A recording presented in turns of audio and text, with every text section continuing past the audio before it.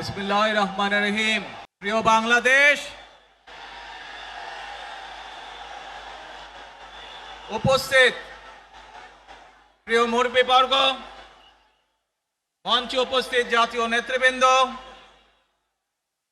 আমার সামনে উপস্থিত প্রিয় ভাই ও বোনেরা এবং মিডিয়ার মাধ্যমে সমগ্র বাংলাদেশ থেকে যারা দেখছেন এই অনুষ্ঠান, প্রিয় ভাই বোনেরা, প্রিয় মা বোনেরা, আসসালামু আলাইকুম।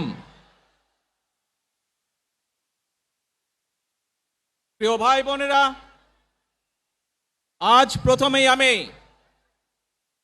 রাব্বুল আলামিনের দরবারে হাজারো লক্ষ কোটি শুকরিয়া জানাতে চাই।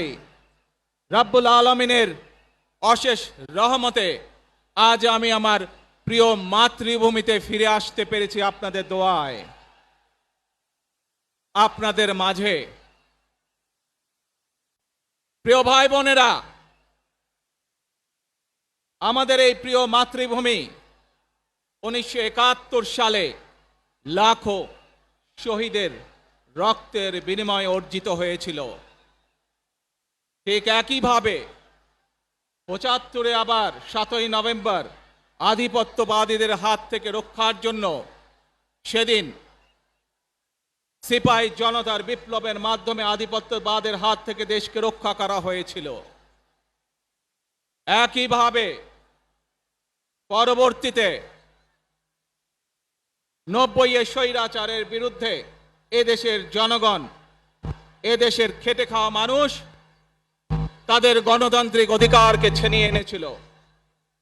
কিন্তু তারপরেও ষড়যন্ত্রকারীদের ষড়যন্ত্র থেমে থাকেনি।